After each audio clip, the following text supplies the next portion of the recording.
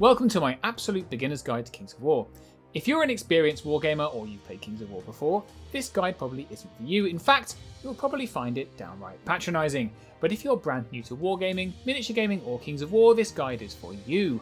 I'll explain in 4 short digestible videos the absolutely basic rules and setup you need to play Mantic's Kings of War. This is the final video, the combat phase. Let's get ready to rumble! Okay, this is the final video in our series, and it deals with the most exciting part of the game, the combat phase. It's time to get crunchy. Please don't say that. Yes, dear. So we're going to cover how you get into combat, what happens during and after combat, and then some of the special rules around combat. Then you're ready to go. Remember our types of movement? Now is the time to cover charging, which is the most dramatic type of movement because it takes you into combat. Similar to shooting, you need to ask the same 2 questions. Can they see? And are they in range? So again, we assume when we ask this question that any part of your target is in your front arc. Assuming they're in your front arc, you again draw a line from the leader point, the center point of the front of the unit. If that line isn't blocked, you can see the unit. This is exactly the same as shooting. So if that line is blocked by terrain or a unit that's the same height or higher than both of you, you can't see them and you can't charge them. So the move charge allows you to move up to double your movement speed. That's your charge range, and it's measured from anywhere on the front of your unit. So this enemy is 10 inches away from my unit, but my speed is 6 inches, so I can charge. It's like at a double move. Yes, it's like at the double, except you can pivot once up to 90 degrees like it's a normal move. Oh, and twice if you are nimble. Yes, you just need to be able to make contact with any point of the unit's facing you are in, including the corners. Wait, what do you mean by facing? Is that important? Super important! As well as making sure the enemy is in your front arc, you need to check which facing of the enemy your leader point is in. So in this case, the enemy Wraith unit has these elves in their flank. The leader point of the elves is in the side or flank arc of the enemy. This is important because when you hit in the flank, you double your number of attacks. When you hit in the rear, you triple your number of attacks. It's one of the most important aspects of the game and can be really decisive in your victories. If you are going to make jokes about attacking me in the rear, I'm leaving. Oh, where's the fun in that? There are lots of small rules covering the various ways you can charge, but the basic rule is that if you can hit them by travelling straight, you do. If you need to pivot to hit them, you take the shortest possible route. You can make contact with any point of the units facing you're in, including the corners, and then you align the unit to that facing. So I'm in the front. I can't hit them by going straight, so I turn, move up to hit the corner, and then align to the front. Perfect. Can I attack with more than one unit at the same time? You can! Let's look at a couple of quick examples. It can get a bit complicated, so if you're not sure, check the rulebook. So here we want to charge both units into the enemy. Both of them have to be able to meet the requirements to charge before you do so. So they both have to be able to see, and they both have to be in range. So all these units are high too. The back unit can't see the enemy. Right. So in this case you can't multi-charge, only the front unit can go in. So in this case the cavalry is height 3, so both units can see the enemy. You charge them in one by one, making sure you can make the charge with the amount of pivots you've got. Your first unit goes in and then shuffles to its final position, which will be sharing the enemy's facing equally. But if I do that, the second unit can't get in with only one pivot. Right, so again it's not possible here. You have to be able to make both charges. One last quick example. There's a few more in the book, so check there if you've got questions or the FAQs, but here you can see that the poor enemy unit is surrounded by 3 of ours. We've got 2 in one facing, the front, and 1 in another facing, one of the flanks. We always treat separate facings as a separate charge.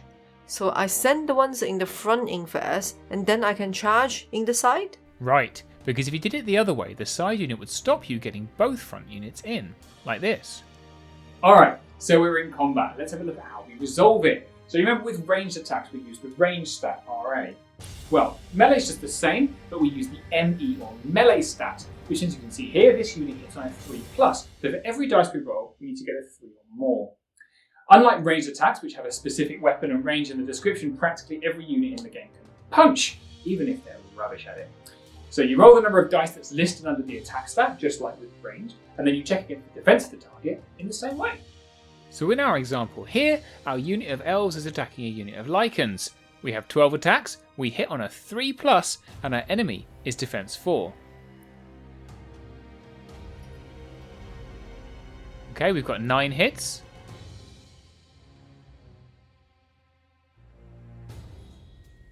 Which converts into, 3 wounds. That's dice for you. Okay, so they've got 3 wounds. Another difference between melee and ranged is that in melee, you do the nerve check immediately after the combat on that unit is finished. So this unit has a nerve of 15-17. That's a waver of 15 and a rout of 17. Let's check by rolling 2 dice, adding the damage on the unit, and comparing their nerve value. Okay, 3 damage, a nerve roll of 6. They're fine. Simple. So if you kill a unit, you can take them off the table, and then you can decide how you want to reform your unit after combat. You can do nothing, but if you want to move, you've got 4 options. Change facing is just like the normal move, and you rotate around to any direction you like. Do I have to stay 1 inch away like in Luna? No, so for reform after combat, you don't have to stay an inch away. This is important for when you consider overruns. So let's say you've killed a unit, you can choose to overrun by rolling a d6 and moving that many inches forwards. Okay, but I can't get that far because there's a unit in front. So in that case, you'd stop before you touch that unit. You're not in combat with them, just right in front of them. Doing a little high five or something? I guess. Back up and sidestep are similar, but you roll a d6 and halve it to make a d3. So 1 and 2 are 1 inch sideways or backwards, 3 and 4 are 2 inches, so on and so forth. Okay, so I've killed a unit and I'm going to back up. Now, I know what you wanted to ask. Can I leave now, please? What? No! It's what if I don't kill that unit in combat? Right, yes, it was that. Okay, yes. Good. And the answer is nothing. You stay there so they can hit you back next turn, which is called a countercharge. Also an excellent podcast, if you're interested. You have to say that's what you're doing, otherwise it might not be clear. You're engaged in combat from the moment you get charged. If you don't want to be in combat, you can disengage. So here, the top unit has attacked the bottom unit. The bottom unit wants to get out of the way so someone else can charge. They can disengage by making a free withdraw move up to 1 inch, and then they can move as normal as long as their move obeys normal movement rules and finishes 1 inch away from all enemy units. So I could just sidestep. Right, if you can see and have enough pivots, you can even charge other units. So in this example, the unit can withdraw 1 inch and then pivot to charge the next door unit in the flank, doubling its attacks. Sneaky. This is the other bit of the game that can get complicated. So if you find a situation making your head scratch, I advise you to look in the rules and the FAQ document, which you can find on the Mantic website, where there are diagrams galore to explain it. It's worth noting at this point though that if you suffer a single point of damage, you're what's called disordered. It's only important because it means you can't shoot or use magic the next go. Oh, so I can't take damage, then back away and shoot something else? Right, no, not that turn, but if you survive, the effect only lasts for 1 turn, like most of it. So obviously terrain plays a role and can affect combat. The rule is actually pretty simple. If your unit touches difficult terrain or an obstacle on their charge into the enemy, you're what's called hindered, and you suffer a -1 to your to hit roll. So if my elves want to charge this unit, they have to go through the field. But they finished the move out of the field and aren't touching it. But they've touched it on the way, so they're still hindered. These elves normally hit on a 3+, now they're hitting on a 4+. Not so bad. Right, but if you normally hit on a 4+, it goes to a 5+, which feels a lot worse. This is where positioning becomes important. You can put units in the way and arrange things so your forces don't go over terrain, and hence, don't get hindered. How about if I have Pathfinder? Okay, so if your unit has Pathfinder, you don't suffer the hindered penalty for going through difficult terrain. That's one of the reasons it's such a great rule, but you do still get hindered if you go over an obstacle. So there are quite a few rules that affect combat.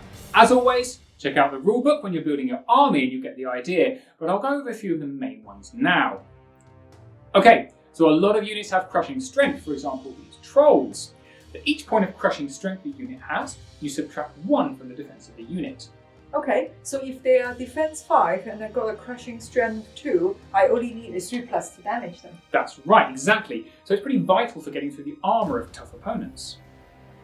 Thunderous charge is always exactly the same. For each point of thunderous charge, you again take 1 off their defense roll. The only difference to remember is when we said earlier if somebody hits you, you're disordered, so you can't shoot. If you're disordered, you also lose all of your thunderous charge. So it makes you kind of like a one-punch unit. Yeah, exactly that. Also, if you charge off a hill onto a target that's not on a hill, you get an extra point of thunderous charge, which is kind of cool. Is it cool though? It's really cool. You're not cool. Moving on, there are a few special rules that units can have that affect how defensive they are. So ensnare is a really good example. It's for troops who have like nets or stuff like that, right? So it makes them harder to hit. So if you attack a unit who's got ensnare from the front only, you suffer a -1 to hit them. Okay, but what about if you take a hinder charge into them too? Okay, yeah, so then it's -2 to hit, which is really bad. So the trick is to try and get them in the flank, because then you'll be doubling your attacks and you also won't take the penalty for ensnare. Okay, last one. Thank God. Well, the last one we'll cover in these videos anyway. There are plenty more anyway. Massively big units like giants or whatever obviously care even less than normal about terrain. So these units never suffer a hindered charge, even if they go over a wall. So it's like a Pathfinder, but more? Sort of. They can't move at the double through terrain like Pathfinder units can, but they can charge through anything without penalty. Okay, got it. Okay, we are at the end of our videos. Obviously we have skipped a lot of detail and a lot of smaller rules, but if you've made it this far, then you hopefully at least have a basic understanding of how to play the game. There are loads of resources out there to help you learn. You can search for the website -28, which is full of Kings of War resources, but unfortunately, Facebook does seem to be the best place to learn about the game if you search for a group called Kings of War Fanatics. You can post up some rules questions, or you can even post them underneath these videos. I'm sure we try to help you out. Now, Christine, do you feel ready to face me up on the battlefield? I'm gonna crush you underneath my feet. That's fighting talk. May the best general win.